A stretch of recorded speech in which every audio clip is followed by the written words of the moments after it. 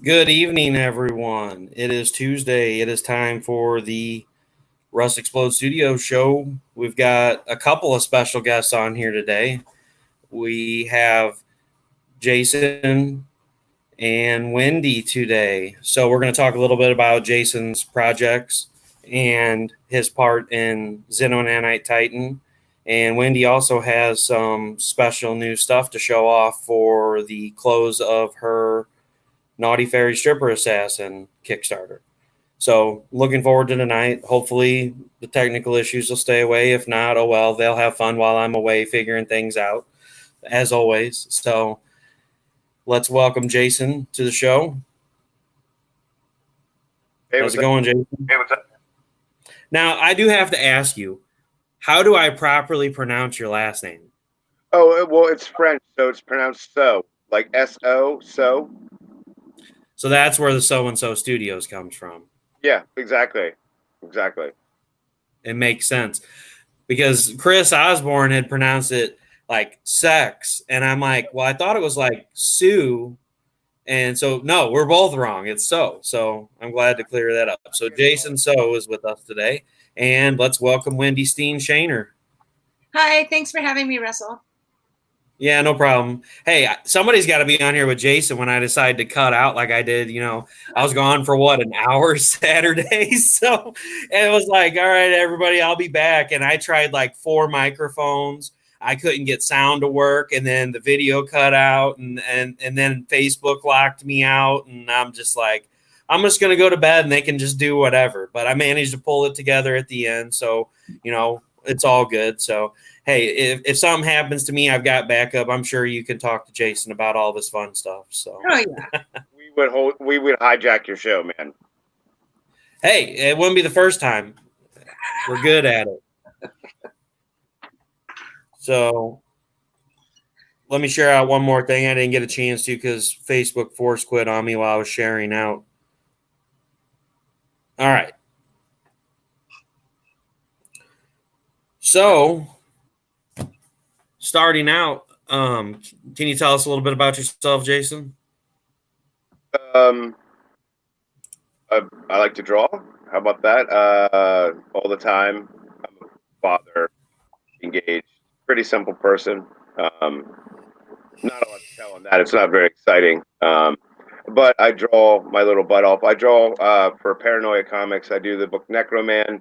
And recently, about 5 days ago, I launched a personal book called Jim Bob John that I just wanted to do.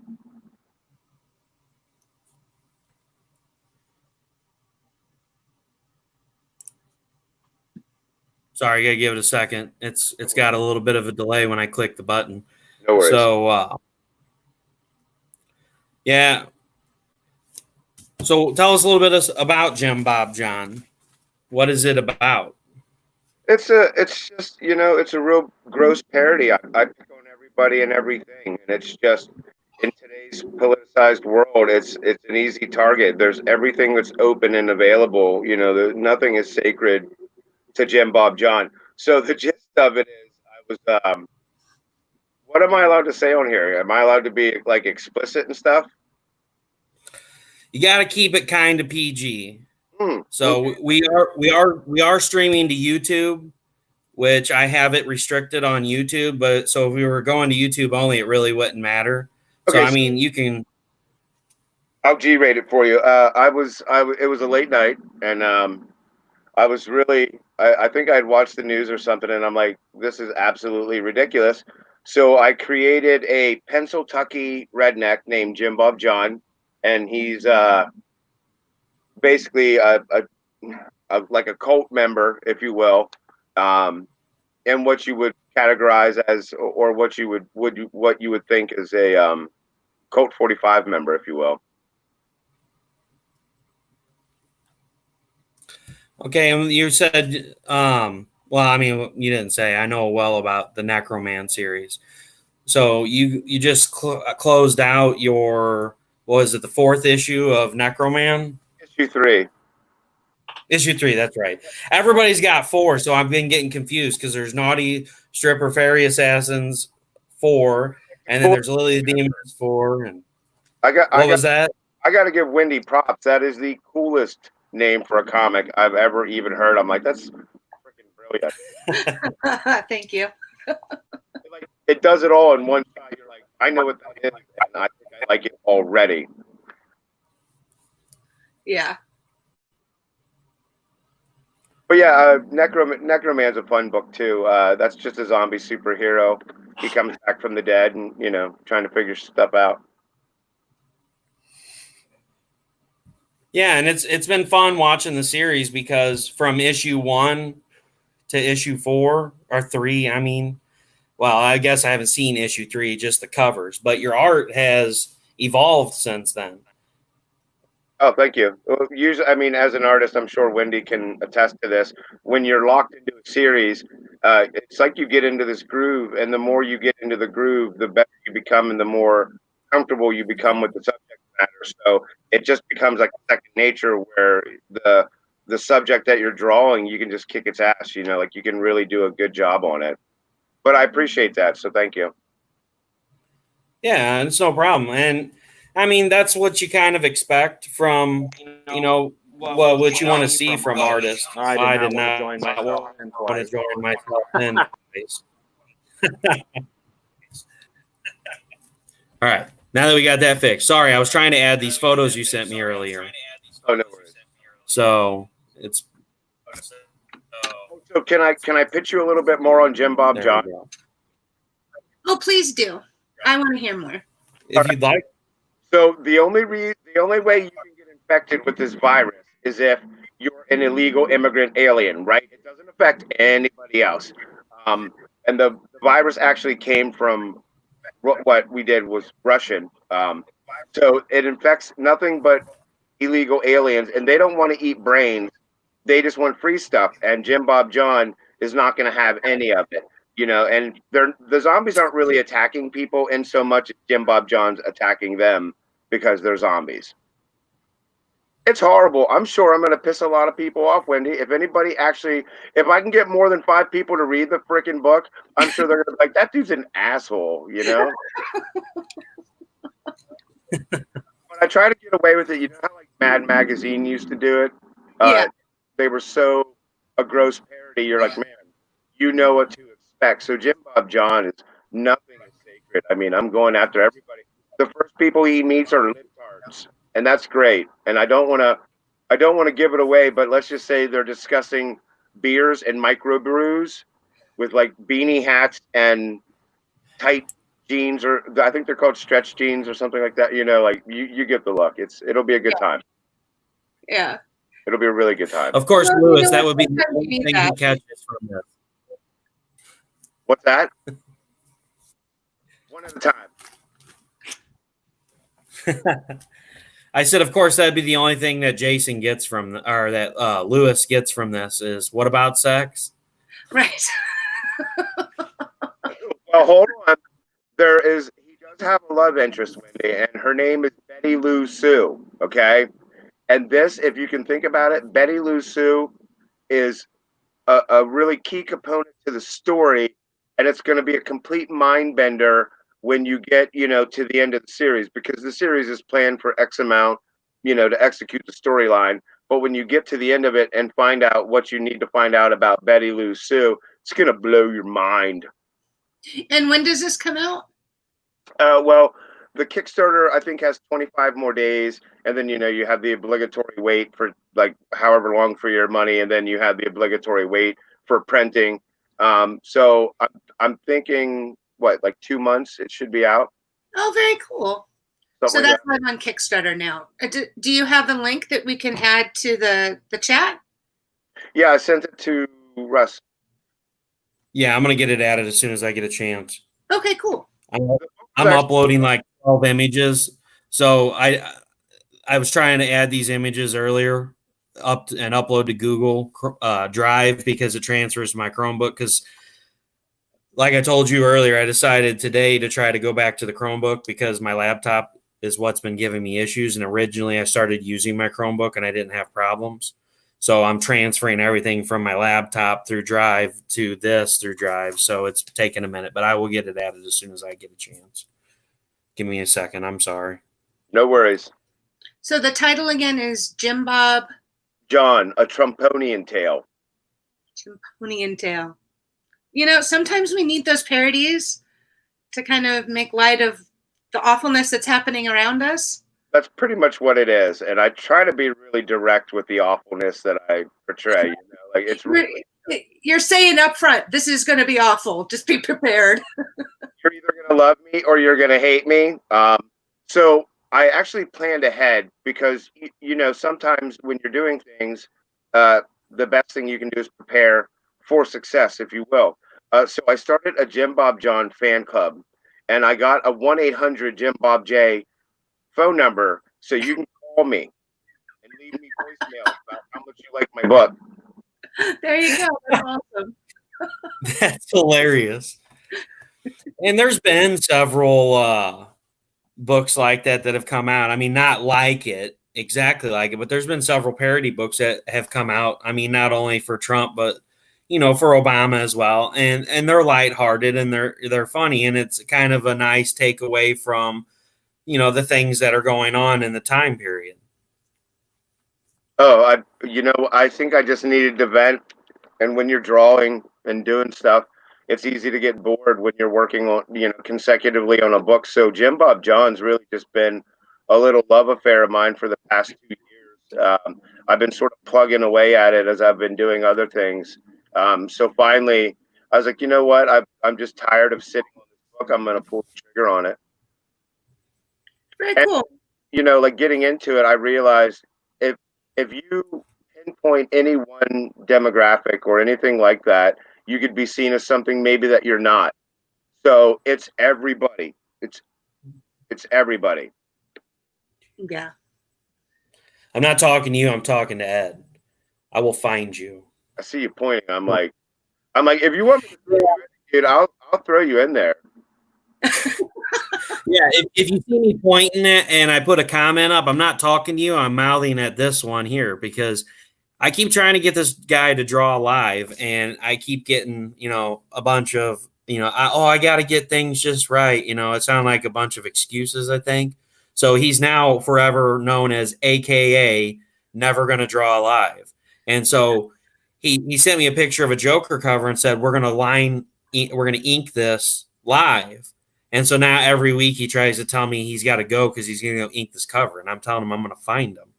Oh, well, I have an idea. I have like a bullcrap Jim Bob John sketch that I was working on because I wanted to, whenever you're talking to Wendy, I'll just turn my camera and I'll ink right when she's doing the shit. So we'll do it right now. That's cool. Hey, that'd be awesome. I mean, it's not my show, but I'm down for it. I'm sorry, what did you say? I didn't hear you, Wendy. Oh, I said it's not even my show, and I'm down for it. We'll just hijack it. Sounds good. I like that. Sketch away. Well, listen, if anything happens to him, we're taking it over and we're just gonna draw. I think that's what's expected. Have you ever had an issue where there's like just a certain pose and you're like, no matter what you do, you seem like you mess it up. You can't get it right, right? So I had like vision of what I wanted this panel to be. So I always sketch it out, you know, like I otherwise I'm going to mess it up and it's not going to look good on the page. I'm a firm believer in practicing, you know, so this one just god awful pose that I'm thinking of is pretty interesting. Cool. Well, I'm excited to see what you come up with. Oh, it'll be good. I think the sketchbook is probably somewhere. Russell, you okay? It looks like a deer in headlights. Yeah, I'm actually doing stuff on the computer while I'm talking to you. So if it seems like I'm concentrating, I'm uploading the photos to StreamYard. So StreamYard's really. He's watching. No, I didn't freeze. I was frozen in concentration. So StreamYard won't let you upload images in bulk. You have to upload them one at a time. So if you have 20 images, you have to hit add, select a photo, add, select a photo. And so then when you go back and forth, you got to make sure you don't accidentally upload the same one you just did like 8 times. Well, because that's so fun. Yeah. And then, of course, you got to wait for it to upload too. So, it takes forever there we go. So here's Jason's piece for the book. Here, can you put it over my side? Yeah. They want to look at Jason. They don't want to look at me. They want to see your pretty face. You're lying, Wendy. Sitting on a throne of lies. So here's Jason. This is nice. That is beautiful. Nicely done. Thank you. And so I know I've been tossing around the idea too, and I think once we get the last two pieces, CB finished his yesterday. I got to remember what day it is. This week's been crazy. So CB finished his. Well, actually, no, I think he finished it Sunday. I'm on that COVID time, so it's a blur. Oh yeah, I like to be mean like that and tease people. And so Steph said something about it yesterday, and so I unblurred just the outside ring and told him it was loading. I was like, man, you better check your connection. So yeah, I mean like that. I like to tease. Every once in a while, I'll just blur one out and be like, well, here's a picture, and then I'll unblur it, and then I'll unblur it some more at a later time, and then of course you get the live unboxing. So it makes it fun because then people are excited to see the piece.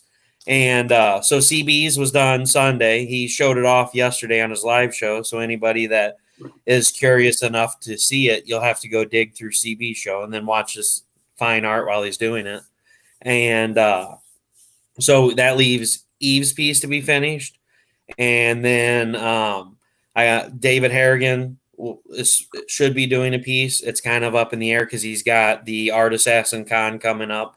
So once we have all the pieces together, I will be messaging each artist individually, and we're going to do a survey type thing. So I'll give you 9 choices, and out of those 9 choices, you can choose which one that you like the most.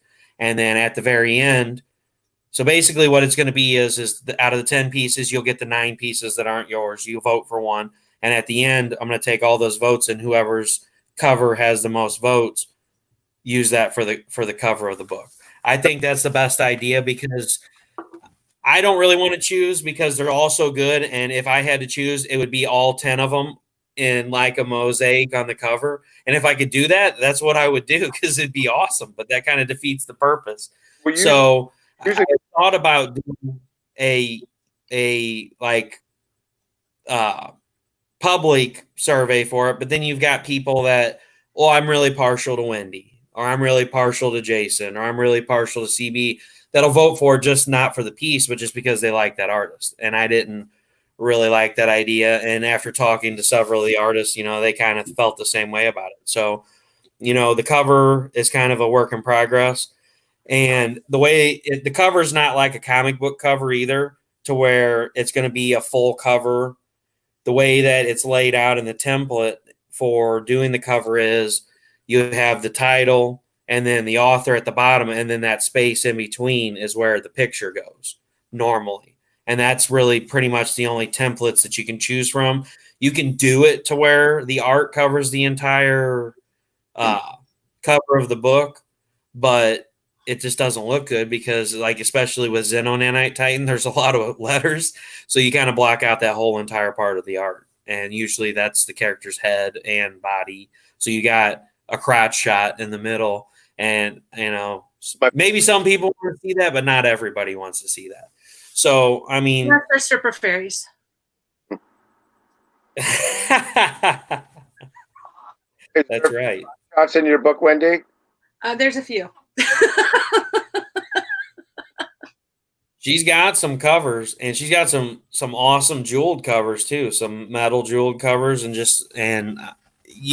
well, how many covers do you have, like, total that are not including duplicates, like just standard covers? You got what, 35? No, I don't think it's that many. I don't think it's that many. Yeah, you have to think about it. I do. I have to think about it. And because we just added 4 and we added 2, like that was 6. So I'm trying to go through and do all the math. I don't know. I have to get back to you. There's too many. There are so many covers. I think at this point I have 20 artists that were on the campaign doing various covers. So the last artist was for the cosplay, and Kitessa did a fantastic job. We did like this whole I saw that behind metal. This was the nice. This is the nice cover, and then the naughty. And then she did this one singing. And then I've got like the Lita Ford homage. So she did a lot of different ones, but I was so excited. So all of my main female characters now in the story have now been cosplayed in this campaign. That's very cool. Congrats. That's very cool. That is like super exciting. That was the most exciting part. I mean, we did first time, huh? As an artist, you felt like you made it. You're like, somebody cosplayed my shit. Like, that's the bomb. Yeah, I was so excited. And then, because I'm really good friends with Kara Nicole, so when she's been my cosplayer since she started with me in book 2, but she has been now on every single one of the books of so she went back and we did a Phoenix exclusive and one for Las Vegas, and she's on the cover of those. So she's been on every single one of the books, all 4 in the issues in the series, and then the swimsuit edition, and also the art book that we did last summer. So I'm so excited to have all 3 of these beautiful women, part of the campaign, because December Lace, she cosplayed one of the fairies, and then Kitessa cosplayed Vivian, who's the villain, and she's going to be the main character of her own series in the spinoff for ClickCon coming up here soon. Did you say Siren S. We're doing ClickCon. It's Tom Hutchinson, CB Zane, and I. We're doing a virtual Comic-Con joint effort in September. So we're just kind of taking what I did in January before COVID, and I had the online Comic-Con. And then we're just taking that experience and like putting it on steroids for the 3 of us. So instead of it just being one book, which is what I did in January, each one of us has a spin-off book from one of our series. And it's an original first book for Catnip, which is Tom Hutchinson's Mighty Might, who's CB Zane's character, and then Siren S, who is this character.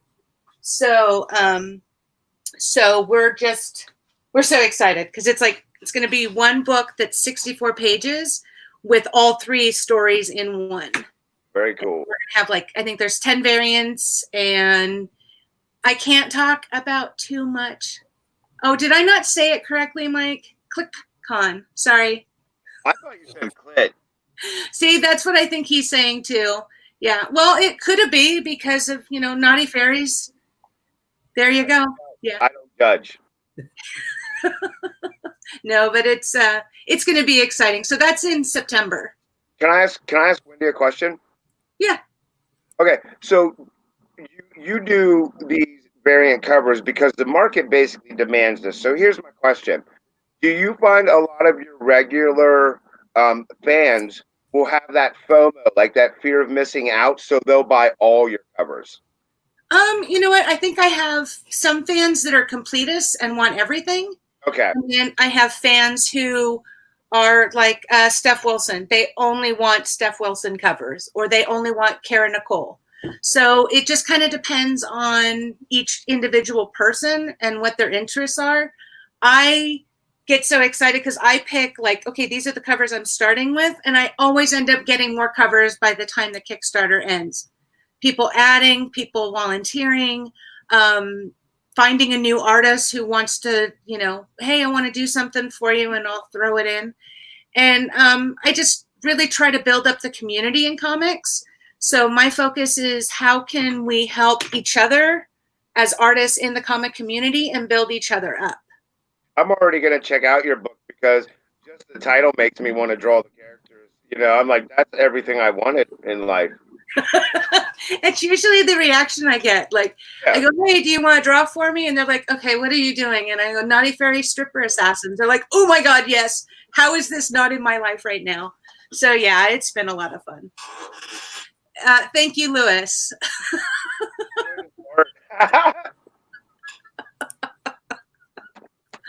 There we go. All right. So I think we need to, oh, there it is. Jim Bob John. So we're going to try something new here. So I don't know if everybody can see it or not. I'm waiting for it to load up on my phone because I can't see anything on here now. There we go. So here's Jim Bob John. So we can go through here a little bit and look at it. Yep. Let me get rid of this thing and make it go away. There we go.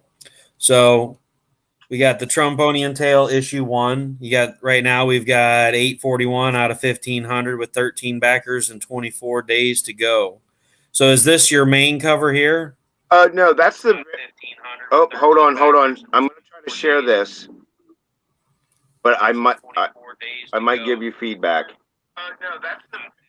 Yeah, that's really weird. I'm gonna share this, but I might give you feedback. Yeah, that's really weird. Sorry, guys. I was trying to share it on Facebook, and it was doing this weird Vindaloop thing where I would be talking, and then anyway. So yeah, this is the standard covered A that you're looking at, and that was actually done in 2018 when, like I said, I was watching the news, and I'm like, these freaking people from Pennsylvania, holy shit. So that's standard covered A, and then Jeremy Ruby, a guy that I work with all the time, he offered to do a cover for me, and that's his cover. Okay. But that's the main character. My mustached, mulleted, just beefcake. Great. And he drinks beer and smokes cigarettes in America.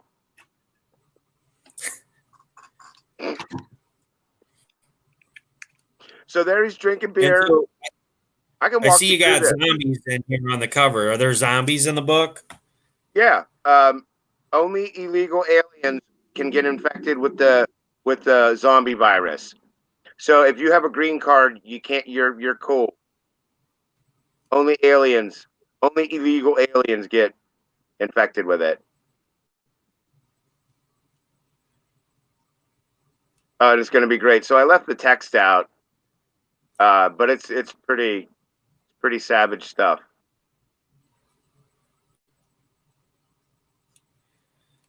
And so let's see if I can go through over to the tiers. Mm-hmm.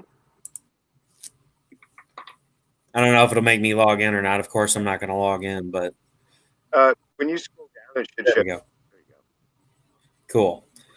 All right, so we just got the gangster donor, and then you've got the autograph on physical copy as an add-on.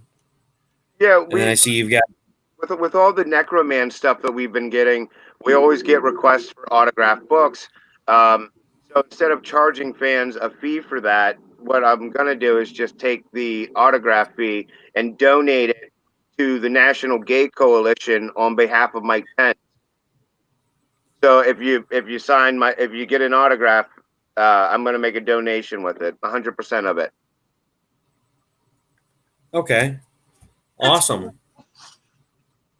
And then you've got you're offering the digital comic, and then the issue #1 physical copy.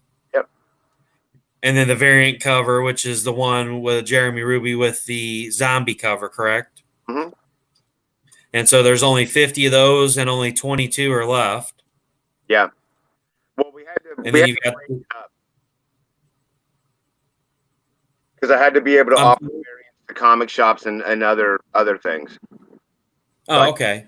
I couldn't give it all in one shot. You know, you can buy like a comic shop bundle, and the 10th one is the variant. Okay, so I see you got the standard and variant physical copies as a tier, and then you've got, here it is, the comic shop bundle where you get 10 copies, 9 of standard cover and 1 of the variant. Mm-hmm. And then you've got the friend bundle where you can buy 10 at a discounted cost. You save $1 per book. Yep. And then, as always, you offer the infamous draw-in. Yeah. So you can get a standard draw-in or a zombie draw-in. And then you also have the original sequential art from issue 1. Yep. All right, Wendy, let's try something. Let's see how far I can take StreamYard and break it today. Hey, you know what? This is the most I've ever gotten it to do, so I think we're going to have to stick with the Chromebook from now on. This is actually working pretty good for once. Yeah, Knock on wood. really smooth. Yeah. All right, so we're going to search for Naughty Fairies.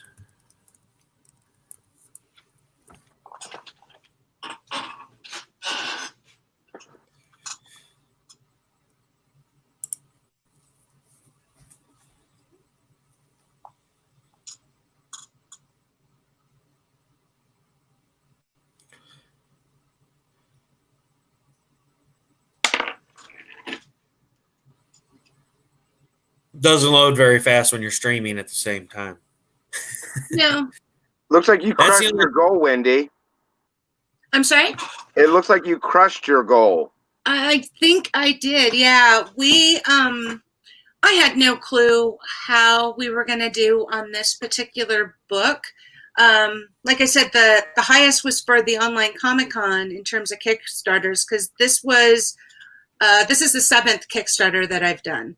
So, the 6th one, we did fantastic. So I was just like, oh, okay, well, I don't know how we're going to do on the 4th book in the series, because, if you look at Tom Hutchinson and I have talked about this, where, if you look at the industry standards, Tom says in terms of comic book shops, you buy the first one and then everything kind of goes down from there. Whereas with Kickstarter, you buy the first one and it's doing the exact opposite. It's going up.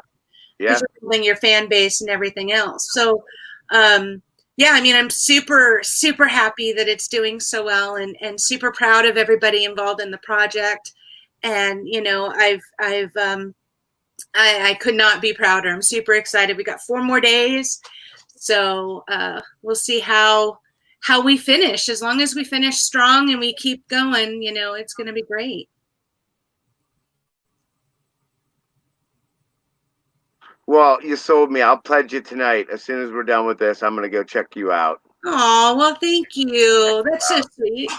Yeah, the whole premise of Naughty Fairies is that they are a time-traveling family of fairies, that their purpose is to avenge the murder of their parents, who was a demon warlord, and he has wiped out the fairykins for centuries.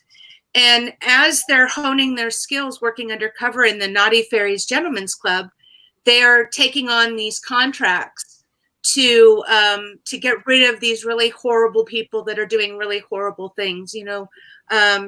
Human trafficking. They're involved in rapes and murder of young children and things like that. So these fairies are, their purpose is to kind of right the wrongs in societies, and they can time travel, and they're finding that every society they go to has the same fundamental social dysfunctions.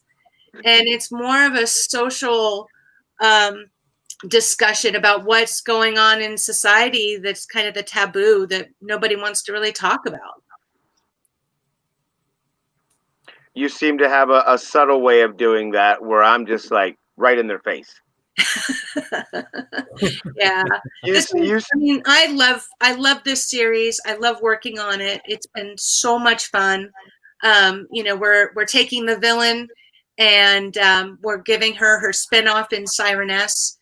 So that one I'm super excited about, and her story's yet to be told. All we know is how awful and evil she is, because she just does some awful stuff. I look forward to reading it.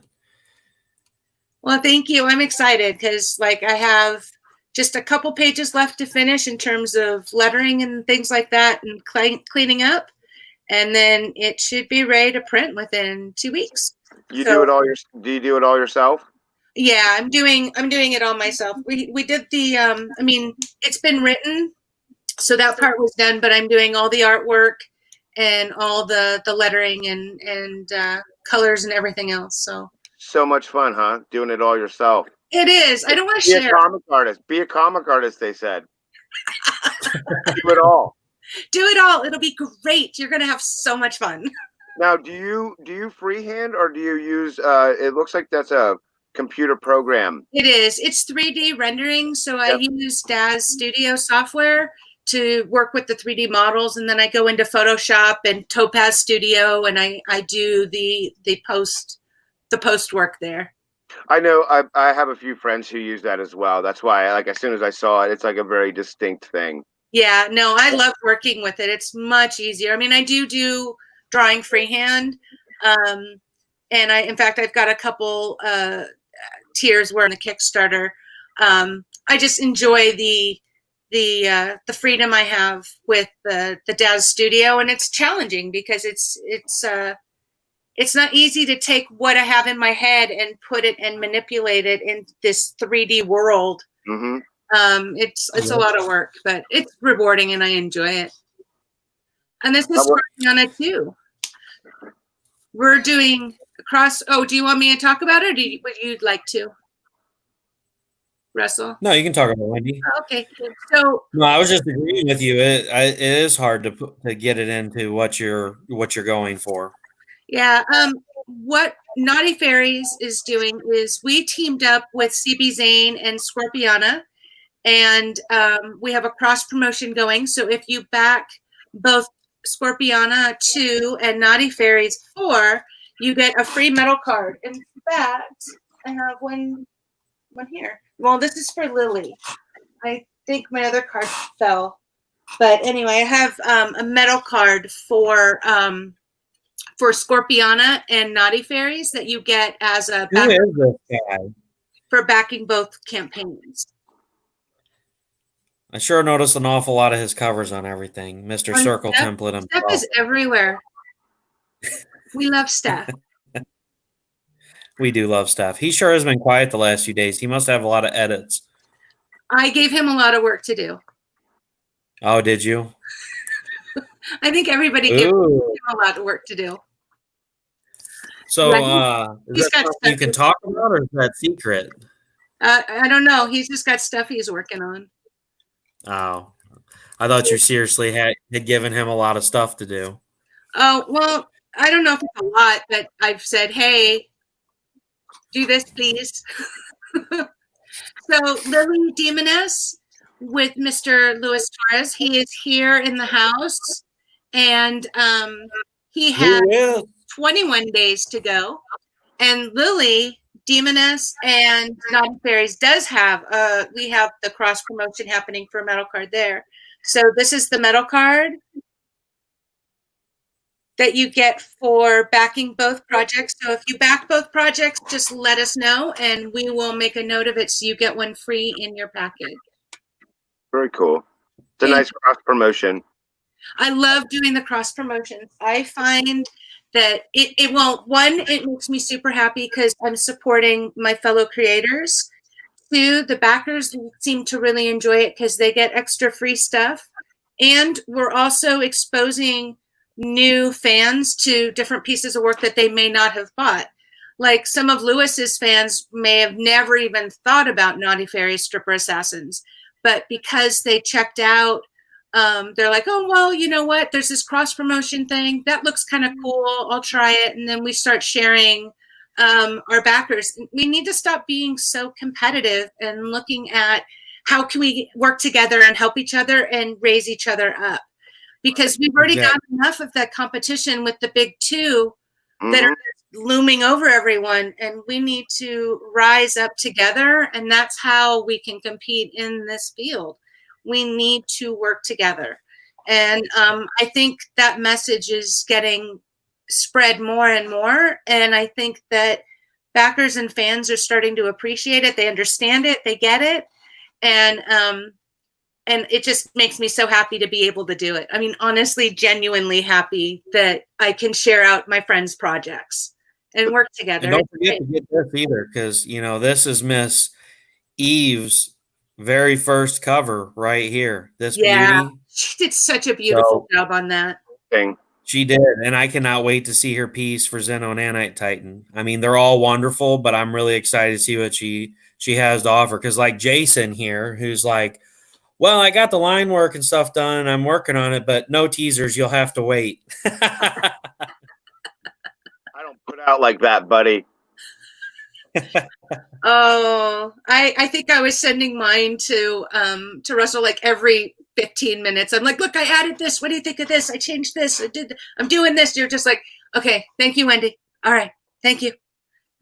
Go away now. I was like, Wendy, that's awesome. Can we add more explosions? Wendy was so excited to work on this with me because she's like sending it to me. She's like, so what do you think? I'm like, I think there could be more explosions. She's like, all right, cool, let's do it. And then by the end of the piece, all it is a bunch of explosions in the background, and it's so badass. It turned out so awesome. Like, wait a minute. I think I used Wendy's piece is really cool one with all the explosions in the background, right? yeah. Yeah, I used your armor set as one of the base points to mine. Oh, cool. That's awesome.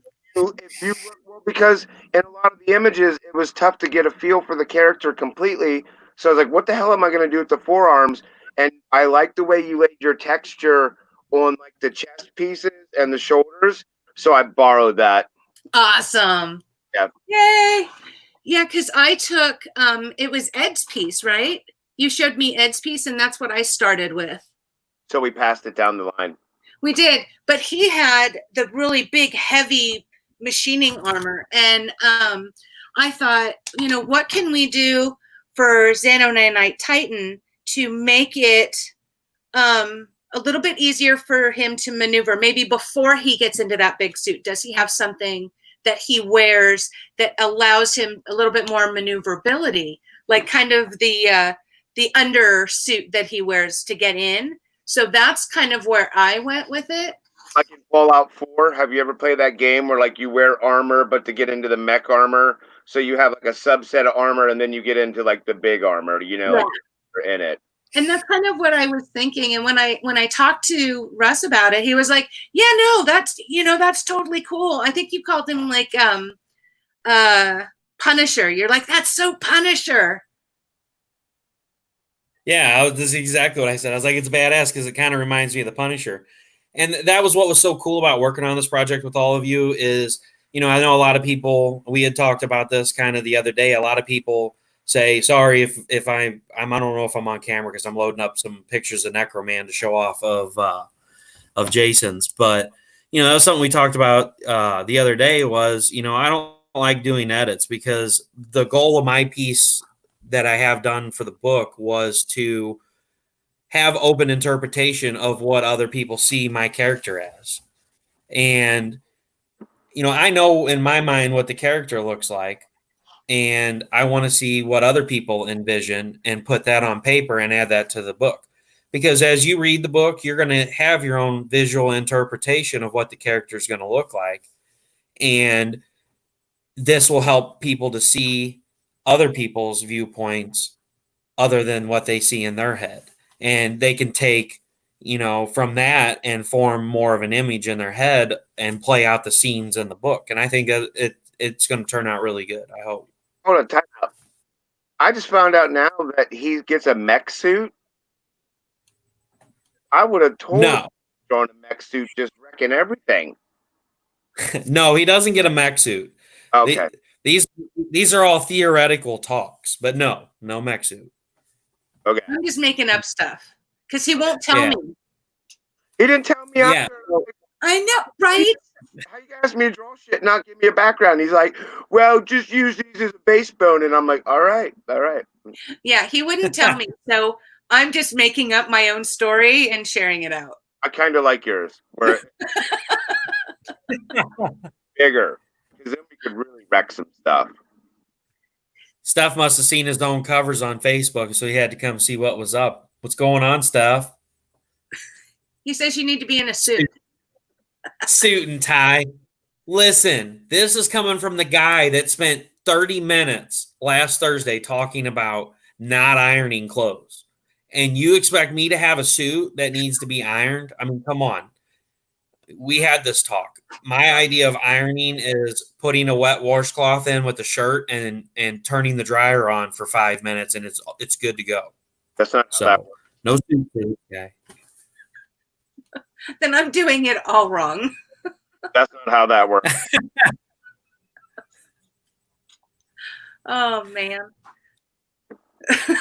Are you hosting a fishing show?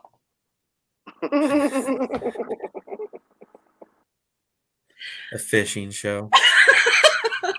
See, this is the normal for comments.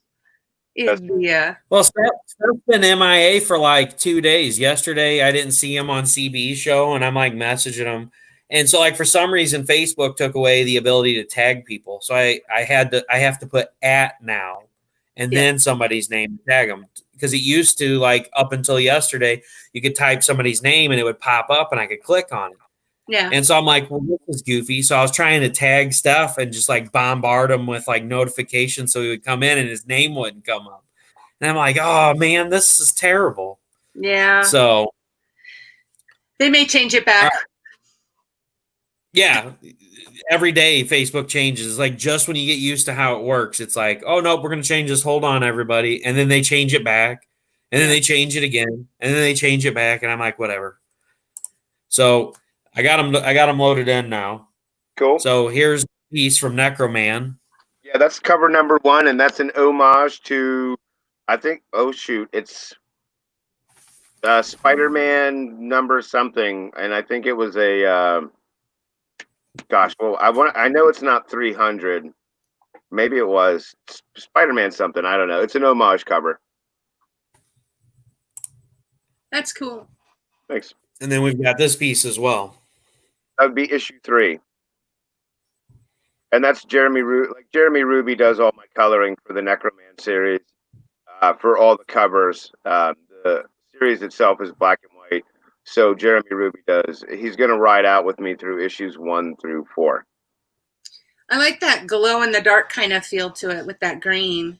Well, the whole idea, earlier when I'd asked you about if you guys were going to put together like a volume-wise, since Necroman was black and white, and, like you said, that weird thing that happens in Kickstarter where you start to like tick up and you get more sales, like our first book closed in like 3 weeks, and then the second was like a week, and then the third one was just wham, just like that, So the idea is to, once issues 1 through 4 are done, we're going to go back and I'm going to color it, and we're going to call it Necrovision, and it'll give us a reason to kick it again as a collected volume in color. I like that. I think that's a really great idea. Thank you. Definitely something to check out. And you said that one's already done on Kickstarter, so that one's finished. And when does the next one? Yeah, that was like a month ago, month and a half ago. Well, yeah, like 2 months. I'm going to finish Jim Bob John, and then I'm going to jump right back into Necroman, because under my contract I have one more issue of Necroman to do, and then I'll reevaluate the contract and if I want to go forward or if I just want to, go my own way and do my own thing. That's cool. Very cool. But I like the idea of going back and having it colored, and then, because then you're going to hit a whole new audience as well. So, because when did you launch the first one? You said 2017 or 18? Oh, I don't know. I think it was 2018. Because I'm pretty consistent with the books. Like, I always stay focused as an artist. Like, as an artist, as a sequential artist, there's always something to do. You can always do pages. Oh, so I always crank away. But I really just needed a break from Necroman, because it, doing 3 books back to back just saturated the shit out of me, and I'm like, man, I'm really like pigeonholing myself in here. So I let go Jim Bob John. As an artist, I have like 3 books that nobody even knows about that I want to get to, but I can't because I'm contractually obligated to do this one. Yeah. And Jim Bob John's that, so I'm going to sort of skim it right in the middle. Very cool. But the whole coloring idea was, in the beginning of it, we were basically an unknown. So we went with black and white because, as you know, a black and white book is half the cost of a color book. Yeah. Essentially, you can get 500 copies, for half the price. So we didn't know if we had the market, honestly, and we weren't really trying to get out there like that. And then now that we have the format of black and white, we thought it would be great to finish issues 1 through 4 in black and white and then kick back to it. I think that's really cool. I mean, look at Walking Dead did black and white and one of the top grossing comic series. So, it doesn't always have to be in color. But you definitely sounds like you've got a fan base for it and people are digging it. So, but I'm excited to check it out. Yeah, who would have ever? Well, you know what? I'll send you issues 1 and 2 for free, like the digital links, just so you can read it and check it out. Oh, thanks. That's really cool. Yeah, I'll have you check out Naughty Fairies because I've got those all digitalized. I'm all about that. Yeah. I always love checking out other people's Kickstarters and like all their other the books that they're doing. Yeah, I mean, again, that's how we grow together as a community and sharing out and supporting one another. There's just some awesome stuff out there. We're in the same battle together in a way, like I'm not going to get anywhere by putting you down, and it's just the way you got to move forward, because I don't think I'm going to get into Marvel or DC anytime soon, so we might as well just keep doing what we're doing, because that's what creators do. Yeah, we work together. Mm-hmm. I mean, if you've seen, there's some amazing jam pieces out there because people work together. Yeah, very cool jam pieces. Very cool jam pieces. Yeah. Now, I didn't draw that. That was, I think, Mark McKenna. Yeah, McKenna. Yeah. And that was at a con with a little boy. He was so excited to get the shirt signed and I believe it or not, it was the 3rd time that I've done it where I had to sign the pen that I signed something with. It was the weirdest shit ever. They were like, like we all signed the stuff, and they're like, "Will you sign the pen?" And I'm like, "Yeah." I don't know. People ask for some weird stuff sometimes. Oh, that's cool. They're just excited. Yeah, I'm all about it. Yeah, I will definitely sign that pen for you. Yeah. Well, I am the proud owner of that pen. Thank you very much. Yo, you're one of them. You started some bullshit, dude. Because every time I always get bothered to sign these freaking pens. And at first, at this convention, I'm looking over at Mark, and I'm like, did this guy put this kid up to it? And I asked him, and he's like, no, not at all. And I'm a little sketchy about it, where I'm like, I think this is. I remember that you started the shit. Hold on. I'll be right. No, I didn't start it. I'll be back in a second. I got to go get this now, and I'll tell the story. Give me like 2 minutes, and I'll be right back. So you guys converse amongst yourselves. Wendy and I will be fine. Yeah, it turned into this weird thing now where every time I do an appearance, somebody wants me to sign a pen. So you've started a whole new trend. How fantastic. It always takes you back. I mean, have you signed a pen yet, Wendy? I have not. I have not made it that far. Wait for it. I will. I'm going to be on pins and needles waiting for those pens to arrive. COVID clears out and we can start cons again. And I mean, have you done a lot of like pressing the flesh in the conventions and stuff like that? Yeah, you know what? We're on the West Coast, so we were doing like Arizona, Vegas, Southern California shows, things like that. Signed some autographs. Yeah, oh yeah. So we've done all that. But haven't signed pens yet. I've signed my poker chips, which was cool. I'm trying to think if there's anything else that was kind of unusual to sign. No babies. I didn't have to sign any babies, and I haven't signed any boobs. So I have not made it yet. I'm a man, so I have signed boobs. And I don't, it's not like I'm like, let me sign your breast, please, because I'm very respectful. You know what I mean? Like even the cosplayers, I'll ask them if we're going to take a picture. Do they mind if I put my arm on them? I'm not going to be that guy that's like, I'm signing boobies now. Like that's that's not my prerogative. And it was so weird because we were at Creature Feature Weekend, and my fiance happened to come to this one, right?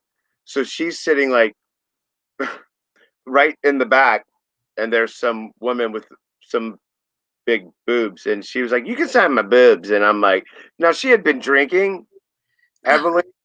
So like I don't drink, you know what I mean? So I just get this wave of alcohol and I'm like, oh shit.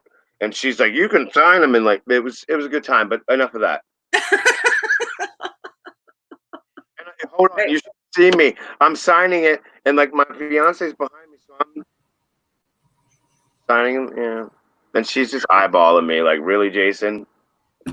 It's a fan. You're making people happy. Yeah. So let's tell this story. So the first year, 2 years ago on Hooked on Comics on the Necro takeover, Rolando Reyes bought something on there and was like, I want you to sign the pen that you signed the art with. And so last year on the Necro takeover, there was this in April.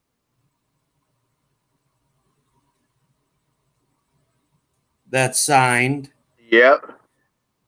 But not only do I own the print. Oh shit. You got the original. That is beautiful. No kidding. And I continued the tradition. And I said, you're not getting away with it. You're signing my pen as well. Yeah. So I have the Sharpie that signed the print to go with the original art signed. That's great. That's how you know you made it. Wish I could show. There we go. I was gonna say I wish I could show this off without the freaking light from the computer screen, but now I've got it. Oh, I can see that line work, young man. And if you look close enough, I'll see if I can get it close without showing the glare. You can see the blue, the non-photo blue, and the whiteout. That's the original art? Yeah, this is the original. Okay. Well, I mean, sometimes I've done high quality reproductions of my pencils, you know, for like if there's people that necessarily can't afford the actual art itself, I'll do copies of the pencils and inks.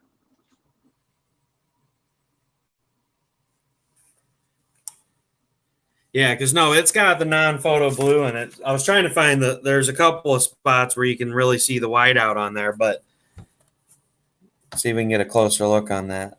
Yeah, that's I love the originals like this because of all the non-photo blue and stuff in there. You can see where the sketch started out. Yeah. And where it went. But yeah, it's a beautiful piece. So it's definitely one of the ones that I have displayed in my collection. It's beautiful. Nice. Well, thanks for buying it. I didn't know, you know, like when you do those things, seldom do I find out who buys them. They just, you know. Yeah, actually, I got that from the Hooked on Comics whenever you guys were on the takeover last year when I got that Ruby Necroman ash can. That hopefully will be back soon from CGC. Yeah, you know, I think you're the only one who has that. And then, yeah, so you had 35 of them, and 33 of them you gave to family members because this was the ash can that you proposed to your girlfriend with.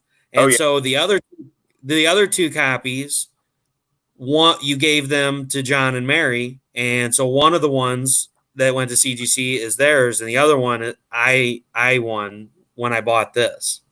So I'm super excited. I actually sent the copy that I used to propose with Caitlin. I actually sent that in that was the number one of whatever it was, and that's what I ended up sending in with my CGC submission. So do you want to tell the story about how you proposed with that? It was genius, man. My fiance is a smart woman. She's really intelligent, and you're not going to get anything by her. So you know the best. My advice with everybody and my fiance is just be honest. So I wanted to propose to her, but you know if I was like, hey, why don't we go to Jamaica? She's going to be like, okay, nice try, Jason. We're going to get engaged. So I was a guest on a panel of an independent artist. That's pretty nice. Just boobs everywhere. But I was an independent. I was on a panel, and I was with Josh Berkey and Mark Scholl. Josh Berkey is the host of Victims and Villains podcast, and Mark Scholl is the writer of Necroman. And I fed Caitlin some bullshit story about having to be up on the stage with me to run the computer to show the images, but the thing was down, so she's basically sitting up there with the laptop, the poor girl, and then we introduced the red ash can, and in the back of it was our picture, and basically me telling her that she's an amazing person. So then I got down on one knee and proposed to her, and everybody was shocked, including her. And that's all I really cared about, was just surprising this woman. Aw, that's super sweet. I like that story. I got her. She called me an asshole. Then you did a good job. There you go. You know, it's always how you know you did it right is when they call you an asshole. I mean, I'm just going to put it out there. We were all done. And I think we were heading back to the convention. And maybe we were going to lunch. And I'm like, you never really answered me. You didn't give me a yes or a no. You just called me an asshole. So could I please get an answer? That's awesome. Yes. Yeah. Yeah. But it was good. So the ash can, because I knew nobody in my family was really going to go down to Maryland to go to this comic book show. My family supports me in ways, and my art, but they're not going to go to every show that I go to, because that would be crazy. It's crazy when I was doing it. So I wanted to make sure that they all got something from the actual event. So it's a pretty cool ash can, and it's extremely rare, like nobody gets that. That's super cool. I love that idea. I got her though, Wendy. Out of all the things I've done in my life, I got this woman. You know what I mean? She didn't see anything. She had no idea, and that's exactly where I wanted to be in life. Very cool. That is fantastic. But yeah. So they had several really cool ash cans too for issue 2. So they had the ruby red ash can, which was the one that you proposed with, and then you had 10 of the Hooked on Comics limited ash cans, or was it 5? I don't even know. I don't remember. So the way we did it was, I think usually when we would do ash cans, we would use them as a pretext to the next issue coming out. So it was just a way, because when you're doing the convention scene, you're always appearing and you're always, promoting, and it's just, you're going. So I would get to a point in the story and we would kick out these ash cans, and usually it was like between 7 and 9 pages or whatever of the sequential work, and we would try to limit it to just 50. It was always usually just 50. With my family, I want to say the ruby ash cans were actually 25. Because I had to give one to every member of my family, or you can't play favorites with your family, or you're an asshole. But anyway, when it came to the other standard versions, I think there were 50 of those. So there might have been 25 rubies and 50 other ones, but we did, I think, 10 Hooked on Comics, and then the other 40 are what we considered the standard version. And you can tell them by the colors of their covers. So one's yellow, one's orange, red. Gold. Well, yeah. Whatever, orangish, yellowish, whatever it was. Yeah. And those I have too much. They go crazy on the aftermarket. Like the Necroman issue 1 ash can from back the first comic book day that we did. I don't even know what that thing goes for anymore, but I know on Hooked on Comics it's going upwards of $400, which is crazy. That's great. Well, that's what you wanted to do. You want the value to increase for sure. It seems like everybody has that fear of missing out sometimes, Wendy. So, when you hit them with the ash can, it's technically the first appearance of Necroman of the series that I did. So people just start going crazy about it. Mm-hmm. Shit, but you know what drives the value of the number 1 ash can is the Blue Wonder sticker. Oh yeah, there's actually, So then the issue 2 ash can has the same Blue Wonder sticker, only burnt. So we sort of kept with the theme of it all. You know what I mean? It was the same. So in issue 1, Wendy, Blue Wonder is the superhero that dies, so we can basically make him Necroman. And he dies at Blue Wonder Day, essentially, a day that they're honoring him. And we gave out these fake little stickers that looked like you were at Blue Wonder Day. Aww. So that was with the Ash Can 1. And then Ash Can 2, we did the same sticker, we just burn it. So it looked like it, yeah. That's cool. I like that. Super neat. Maybe I'll post pictures of them tomorrow. Yeah, those things are great. I love seeing the ash cans because there were only X amount of those, so people who got them bought in early to Necroman. Yeah, I think the ash cans are a really great way to build that fan base early before you even get anything going. They are, and you can do that with every book. Like we did it with issue 1 and 2, and we were going to do it with issue 3, but because of the pandemic, all the conventions were canceled, so we had no need for it anymore. Like we didn't need to sell you a preview of issue 3 to like buy T-shirts or do whatever. So there is no issue 3 ash can. Unfortunately, so I bet you could do something with that, though. What's that? I bet you could do something with that, though. Sure, but we were talking about it and kicking it about. But do you really want to put out an ash can and market that as something to a book that's about to come out, or do you just want to market the book? Yeah, I mean, I guess it just depends if you have a fan base that's interested in just doing ash cans. I mean, because that could be a way to go. Like if Russell, do you have 2 also, or any of the other ash cans, I should say, because 2 is the one you have. Well, I can go get them if you guys want to see them. No, I'm just asking if you've collected all of those from Necroman. I have a lot of ash cans. I have a ash can fetish, so to speak. I think they're really cool. Ash cans are awesome. I mean, I've even graded some ash cans that I have that are, as we all know, what my big collection is Vampirella. So I probably have about 120 something Vampirella ash cans, but I have some really cool ones that are super limited. Like they made leather ones, and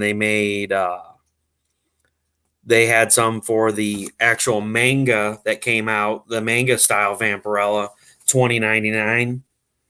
Yeah. And so it was 2022 and 2023 is I think what it was, not $20.99. I get stuck on that Marvel. Everything's $20.99. And those are really cool. So of course, when I seen that Necroman had ash cans, yeah, I ended up getting both of them. That was a no-brainer for me. And I wanted one of the ruby ones too, because I'm like, there's only one available. I have to have it. I'm like, because that's going to stay in my collection forever because of the uniqueness of it.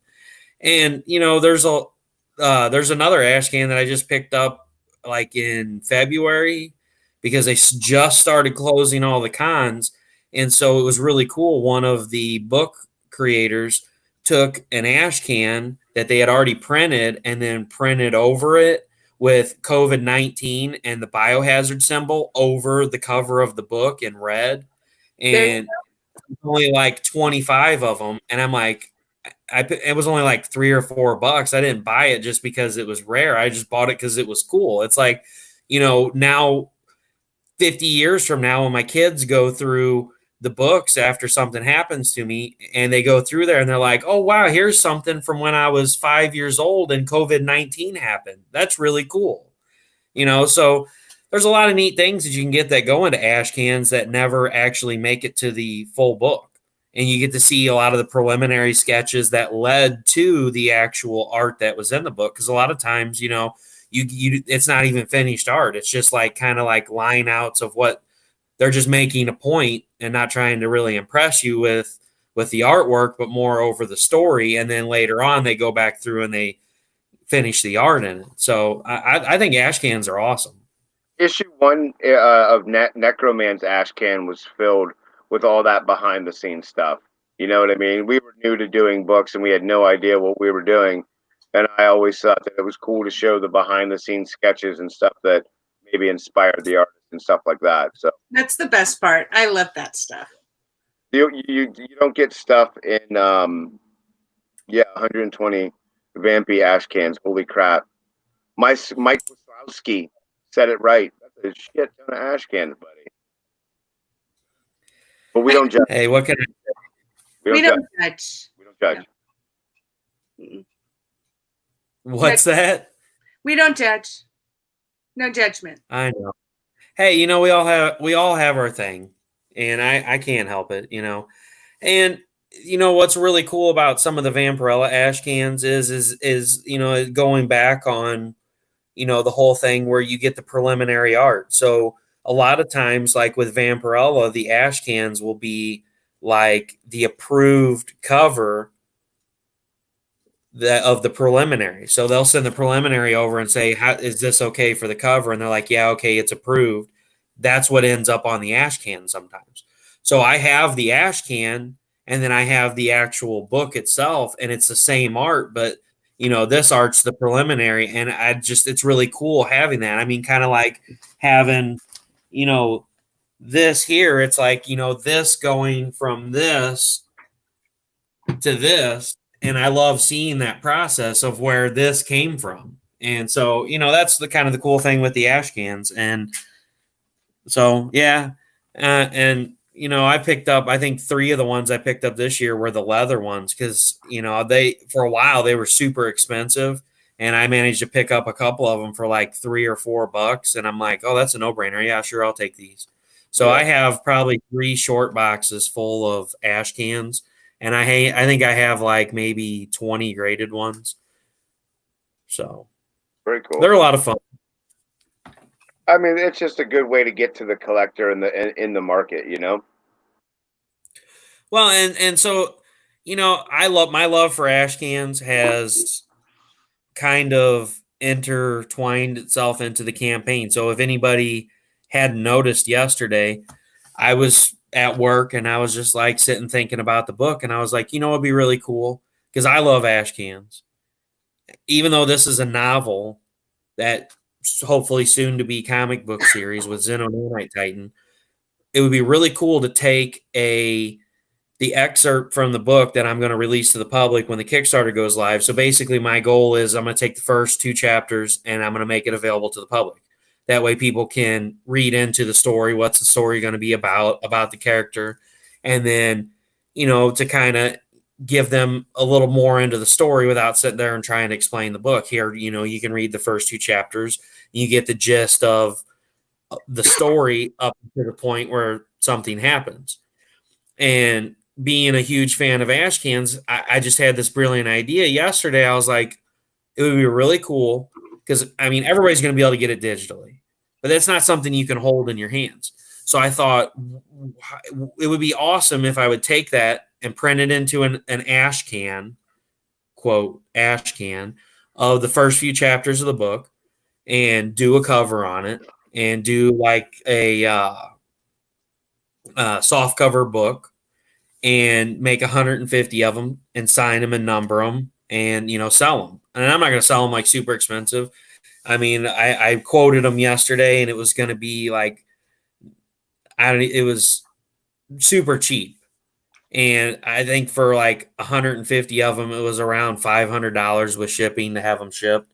So, I mean, it would be like $15 a piece to have them sent, with shipping to somebody's door. So it was kind of a fun idea I had. I only had a few people that were like, yeah, that sounds awesome, but it's something I'm seriously considering. Lower, squeeze your printing run. Don't, you know what I mean? So instead of printing 150, smack it to 50 and force the market, like bottleneck it. Yeah, but it's more over, I just want it to be fun, something fun that people can have. And I want everybody to be able to have a chance to get it. It's not about the money or, the trying to get people into, oh, there's only 50 of these. I got to have one. I'm going to spend $500 on it. It's just part of me giving back to all the people that have stood behind me and, had faith in me this time to say, hey, here's something really cool. You followed me from day one and you're invested in my project. I want to give back. And I mean, of course I can't like afford to go out and spend the $500. So that's why I'm like, $15, I'll ship it to your house. But this is just my way of giving back, because in the print of 150, I did the waffle a little over a month ago, and I had around 20 people that donated to it and donated the spots to help me fund the rest of the art, because with the cancer stuff that's been going on this year and the treatments and stuff that I've been getting, my money situation has dwindled to where it's more household and I can't really afford to put more money into my book right now. So I was like, here's these books, donate money to it. And this is going to be part of the print run, will be giving back to those people who helped me out in a time of need. And also I would be giving 10 copies, one copy to each of the artists, as a thank you for being a part of my project.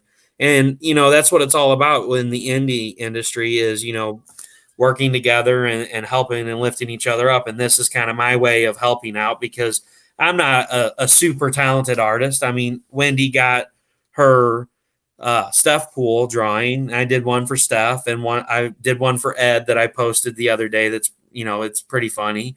And then Tom, of course, I did one for him, and Lewis. And I've got one I'm doing for Radar so I can get his stuff shipped out to him, because he's the only one left from the waffle I haven't shipped out yet. But with his having the print, the way your stuff showed up at your house, I was like, all right, I got to figure something out. Like, I'm going to send this in a metal box to where it's not going to get damaged, because it's like absurd. That was in between two thick pieces of cardboard. How did all four corners get mangled? Like, what in the hell are you doing to our mail? Aliens. Yeah, it could be. So it's definitely something that I'm going to look into doing. There hasn't been much interest in it, so I'm gonna swing it out there again later on this week. And I may only do 100. I only said 150 just because, like I said, 30 of them are already claimed for. The only reason, so I want to get. The only reason I mentioned lowering your print run, because it lowers your price. So anytime you reduce the numbers, your overall cost will be lowered. So 50 bucks is cheaper than 150 bucks. Yeah, but 100 bucks. What's that, Wendy? If you look at collectability, if you only have 50 books versus 150, you increase the collectability value as well. Well, unfortunately for the book world, it doesn't work like that. So like 100 is only like $80 more than printing 50, because printing 50 is below a book print run. Because the first few chapters you're looking at, if I do an ash can, so my hardcover is 6x9. So Wendy, what you read was in a 6x9 format. Yeah. If you take that down to a 5.5 by 7.5 soft cover, and you bring that margin in on there, you're looking at probably about 50 pages. Yeah. So the problem is finding somebody that will print it in an ash can style, like an actual ash can, versus the, just doing like a small soft cover book. You know who? Nobody really. What's that, Jason? You know who? Bless you. Do you know who Dallas Pritchard is? No, I've never heard of him. I can give you his information. He works with a printing company, and you can get that ash can printed pretty cheap. Okay. Yeah, I don't have a problem with that. I mean, that's part of what, having these discussions is about, is somebody saying, hey, I know somebody that can do that cheaper. So, and I don't have a problem doing a lower print run, but my problem is I have a minimum with doing a novel. There's a minimum that they do to set the presses up to be able to print it. And if you go below that, then they really hammer it to you, because they're like, okay, well, we told you had to buy 100. So you're going to almost pay what 100 is to do 50. Mm-hmm. Yeah. So then you end up ordering 100 anyway, because you're like, well, what the hell? It's $50 more to order 100 versus ordering 50. So All right, here, I'll order 100, whatever. It's just goofy how some of these places have these numbers set up. That's how they get you. That is how they get you. That's like Sticker Mule. If you print 500 stickers, it's $87. If you print 250, it's 67. So you're like, well, what the hell? I'll just buy 500 stickers for another $18, you know, because I was looking at doing like small stickers for Tiffany's company for the Tiffany Allen personalization with heart because she does the Cricut stuff. And I was like, you know, I'll order some stickers to put on the outside of her envelopes. And I was like, well, we may never use 500, but you know, for another $18, I get 250 more when 250 is $56. So I'll go ahead and order 500. Now I'll probably have stickers until like the end of the freaking 21st century. Just give them away. Just give them away. Here, have some stickers. Put them on everything. Yeah. So that's another thing that I've been really, you know, I know, Wendy, you like doing the challenge coins and stuff like that. You know, if anybody has any insight of that, you know, whether you're watching now or you're watching this back later, if you have any insight on ideas for stretch goals that you'd like to see as a part of my Kickstarter, I'm open to ideas. Realistic stretch goals, like I don't no nanite key. You know, one of the ideas I thought of was doing like a mechanical keychain. I thought that would be kind of cool because the nanites are make up the suit, and doing some kind of like a morphine keychain that had Xeno nanite Titan on it. You know, so that was one of the ideas on. What's that? You don't want to make them expensive stretch goals. Well, I don't know how expensive that would be. I might just do a normal keychain. It's just stuff that I've been trying to look for something that relates to the book.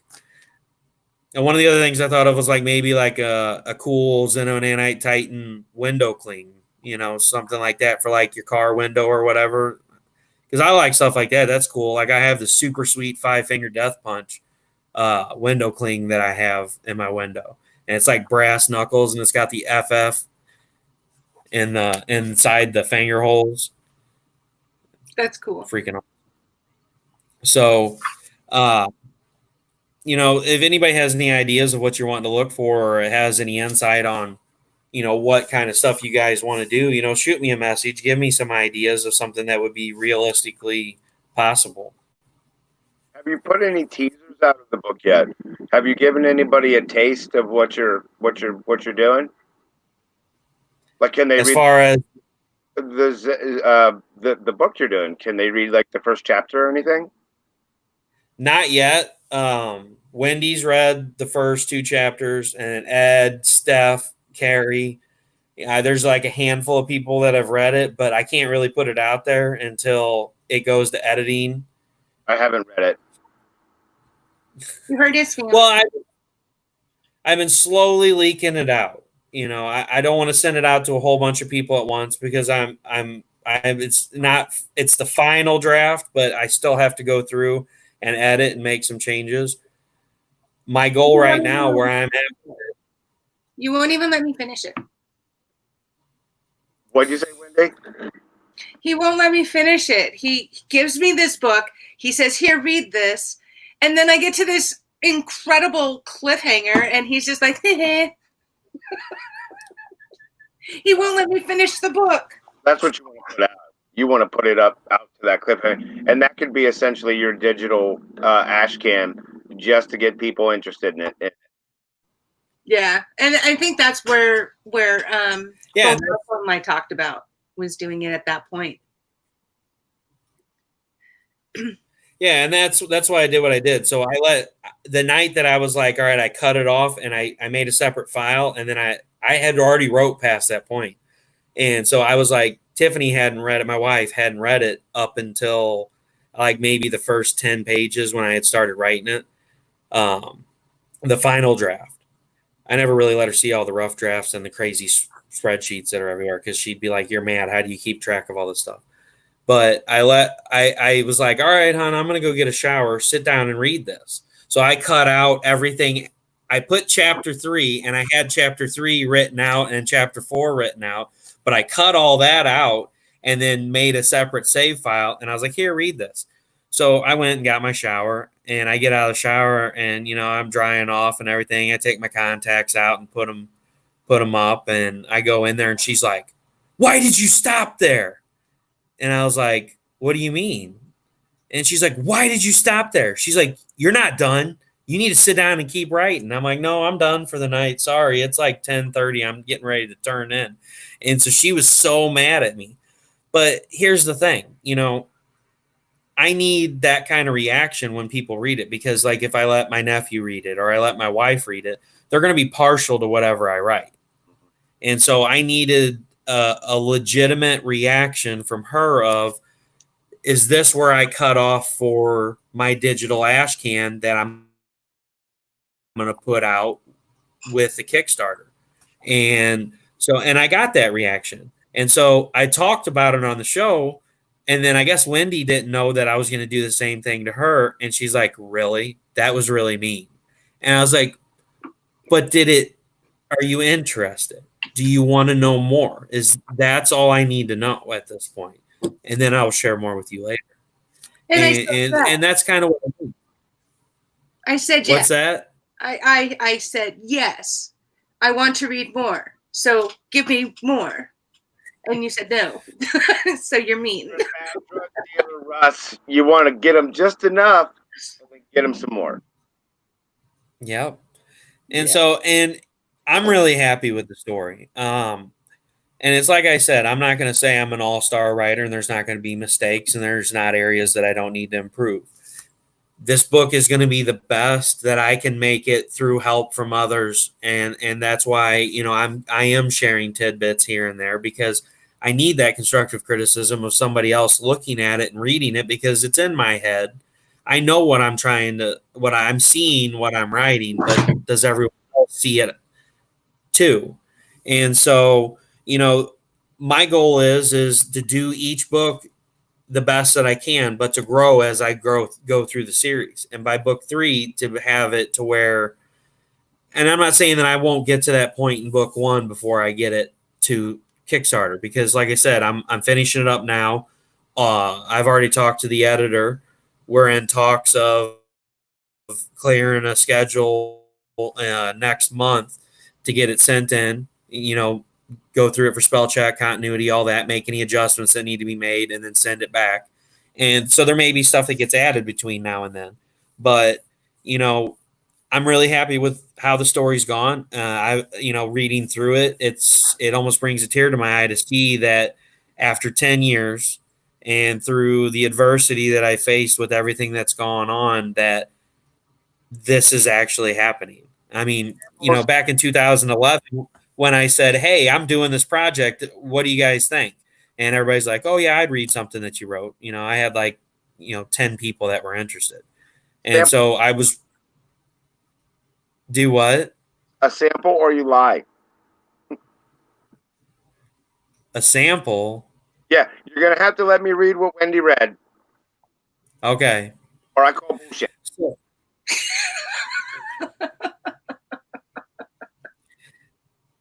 And so, I'm really happy with where it's gone. It's gone a long way. And, like I said, back in 2011, when I had a handful of people that were interested, and I started writing it, and then everything happened, and it's just been like a domino effect. Every time I've tried to pick it back up, it's gone away. And, it's like Ed and I were talking the other day. Actually, yesterday I was talking to Ed. We were messaging back and forth, and I said, things are meant to be the way that they are. And Ed, I was talking about him, needing to draw live, and he was like, thanks, watching you on this journey really inspires me. It's really cool to see you work through adversity. And I'm like, yeah, I don't really try to think about that like that a lot, but it is true. Things happen for a reason. And maybe 10 years ago when I did this book, I didn't have a grasp on what I really wanted to do, and I didn't have the support that I needed. And it's like now I've reached that point where I've met an awesome group of people that support what I'm doing and that are going to help me through it, and I can make this project be the best that it could be, as opposed to 9 years ago, had this released, it may have never gone anywhere. Yeah. And so, I'm really happy with the group that I have. I'm really happy to be at this point now. And it's like I told Ed, we're at that point now. We're getting you out there. You're going to be in my book and it's going to be published. You have your first Vampirella cover that was published in September of last year. And now you're going to be published in a novel. It's time to get out there and put yourself out there and let's see what happens. Well, Ed's here. I don't know if he's still here. He's still here. He was still here 2 minutes ago, so we're good. There he is. They're talking about plugging the bathroom up in logs. Just ignore them. Don't fall into the pit of despair. They've been talking about poop jokes for like 25 minutes, so I've just been ignoring them. When in doubt, just revert to the potty jokes. Well, they seen that messing with me wasn't getting anywhere, so I'm just saving all that pent up energy for Thursday's show. I got a hell of a stuff pool drawing in mind for this week. Thursday will be fantastic. It will be. I think because at least go ahead. At least Steph will be at that show. Unlike yesterday, it was ridiculous. I was trying to have fun, and by 9:15, it was crickets. I was talking to myself. Me and CB were joking back and forth. Yeah. And by the way, I am still dying. I watched the video again today because I had a terrible day because my truck, after 6 months of being in the shop, broke down this morning. Peterbilt dropped it off yesterday, and so I'm like, yay, I finally have my truck back. And I started it up this morning, and the electronic system was down. Oh, so I was like, man, this is great. So my day didn't get started till 10 o'clock when I pulled out of the shop. It's usually 6 o'clock in the morning. So I was 4 hours behind. I'm like, great. I don't even know if I'm going to make it home for the live show. Oh, here we go with the drawing. Sweet. Can you see it? Yeah. You can see that. Yeah, it's his head upside down. Yeah, you guys got it. Go ahead, keep talking. I was just gonna bullshit. And so I had a bad day today. I got a 4-hour late start, and I'm like, I'm never going to make it home in time for the live show, which luckily it got better throughout the day. But I was at a stop, and I was like, man, I got to go back and watch this video again. So I fast forwarded to that part where I put Mighty Might up there, and I'm dying because I was like, at first, I'm the only one that notices it because, CB's putting his head up there, and he's like, doing the mouth for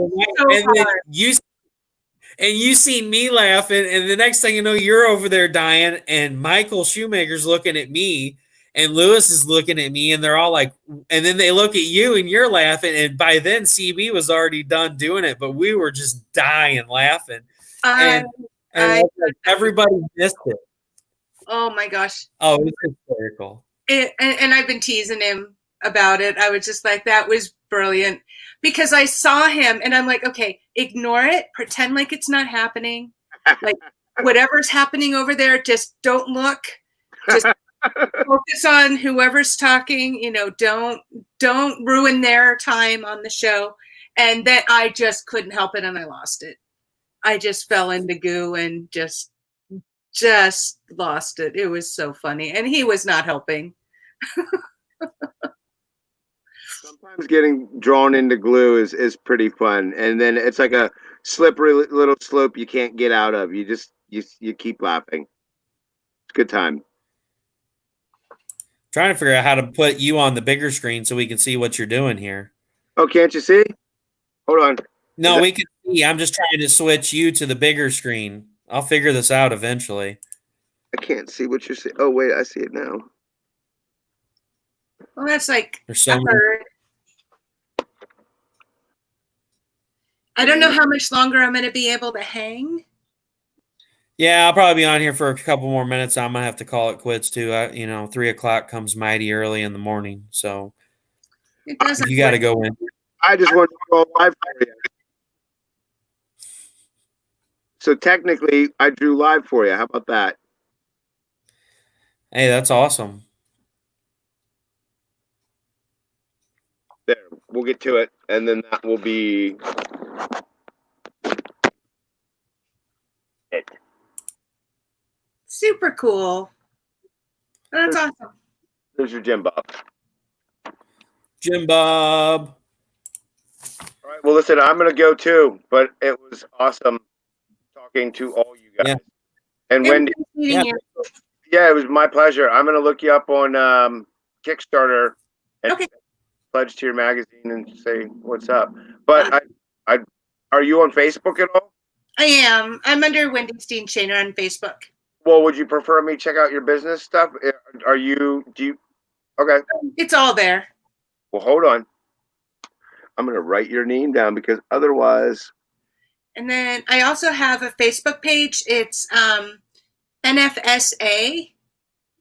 And then it has like a little score. But I can, you know what? I'll just friend you, and then I can just send you the invite to the Naughty Fairy like secret group. Would you please? Yeah. Awesome. Yeah, I can do that. No problem. This saves you the problem or the hassle of trying to find it. Yeah, you just made my life completely easy, which I really dig you for that because, like, the easier the better. You're welcome. No problem. All right, and thank you for having me on, Russ.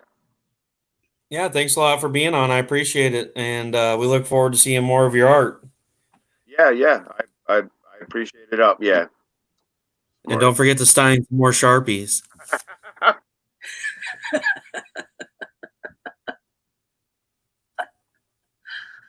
Nice job. Hey, we're getting there. So looks like I'm gonna use the Chromebook from now on because it worked perfectly. And we got to show off all the Kickstarters. How cool is that? That was fantastic. Thank you for doing that. That was so cool. Yeah, no problem. It was kind of cool to get to show people, kind of each one of the things. And plus, too, since Necroman's no longer on there, and since I pledged it, I was able to bring that up too. So that was neat. I don't know how I missed that one when it came out. Necroman? Yeah. I don't know. I share it everywhere, but I have so much Necroman stuff. It's not even funny. That's great. But Rob, you got to join the page, man. Get on Russ Explode Studios. I got a bunch of shows coming up, man. It was shared out everywhere except for AASN and CBSN because of course you can't share the stuff to there. So, yeah, definitely Rob Schiff, check it out. Hit me up on Russ Explode Studios. Give me a like and a follow, man. I got Sunday show will be Chuck Pinow and Katrina Rowitz. Chuck is an editor for comic books, and Katrina is an editor for comic books / novels. But it's kind of interesting because they're both from different worlds and they do different things. Even though they both do editing for comic books, it's like they're from different worlds. So definitely tune in and check that out. It's going to be an interesting time. Chuck, we're going to be reviewing Belial. I picked up his issue 1 of Belial. So I'm going to be finishing that before I go live with them and kind of talking about it with them. And then Katrina, actually today, if you go to my timeline, you can watch there's a video on there. You can look her up. She released her video today, or her video. She released her book today on Amazon. It's Stories from the Toy Store, I believe. I'm going to totally butcher this because it's like past my bedtime as usual. It's always past my bedtime. It's Tales from the Toy Store. Yes, Tales from the Toy Store. That's awesome. And it's a collection of, children's stories. And so she did a giveaway today. She gave away a book, which luckily I was able to get a copy of the book. And she couldn't give away the second copy. So I told her, I said, you know what, we'll save it for Sunday. So we will have a giveaway on the show. I will have probably the audience do something and possibly share a Kickstarter or something out that Katrina is a part of. And the first person to tag me in it, something along those lines possibly, or maybe we'll do a trivia question. But definitely check it out. I think the digital copy is like $3.99 on Amazon, and the actual paperback copy is $8. And it's a great collection of stories for small children. It's about the 3rd grade level. So, I mean, of course, when I get the book, I'm gonna have to read it to my kids because they don't know how to read yet. But that'd be awesome. Story time. I love it. Is. And great for the kids. So we will have giveaways Sunday, and we'll have an awesome chat about her book, and we'll have a chat about Chuck's book, and we'll probably derail and just start talking about random crazy stuff. So it'll be a fun time. And then Tuesday, I have Finney the Great on, which is a good friend of mine, a very good artist. They do anime style pictures and stuff like that. So I will definitely get out some of the commissions I've had done and show them off. And then the following Tuesday, I have Alfred Trujillo and That's Kara awesome. Nicole. So it will be a fun time. There's some great shows coming. Definitely give me a like and a follow. Wendy, thank you so much for sitting in today to make sure things went smoothly.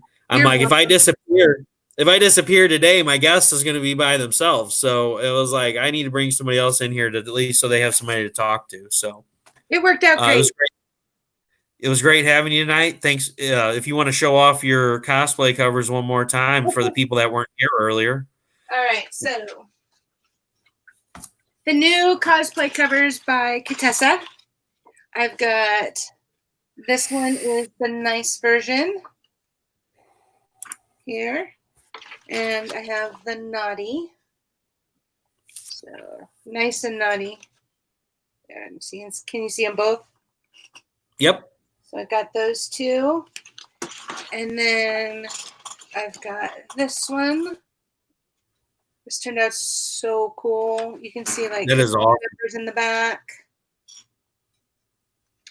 And then this was the Lita Ford homage cover that she did. She did such a great job. But I was super excited because this is the first time I had all three main female characters cosplayed. So having December Lace play Maven, and Kara Nicole's been my Aislinn since the beginning. And now Vivian is now cosplayed as well. So thank you, ladies. I love you all so much. You guys did a fantastic job.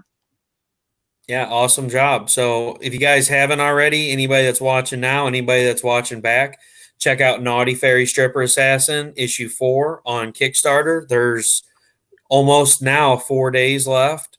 And then also there's CB Zane's Scorpiana 2 with a awesome character, Mighty Might, who will be in her soon-to-be standalone comic book with ClickCon. And then also there's Lewis. I don't know if Lewis is still here or not, but Lewis Torres has his Lily the Demoness 4. And then there is also Jimmy Noble's Totally Rad Comics. All 4 of these Kickstarters have cross promotions. If you promote and back each one, message the creators, let them know that you've backed each project, and you'll get cool special stretch goals. So whether it's a magnet, a sticker, a card, there's a lot of cool stuff you can get for doing that. So please, please, please, and these are in the final days. Check them out. Share it out, pledge it. I mean, if you don't have the money to pledge, share. Sharing's free, and you never know, might make somebody's day. So, Wendy, I thank you very much for being here. You have a great night. You're welcome. I will see you guys later. Thanks, guys. Bye. Comments. I'll read them later. I'm gonna wake up in the morning. There's gonna be 1,000 replies. Right. All right. I'll see you guys later. Bye. Bye, Wendy.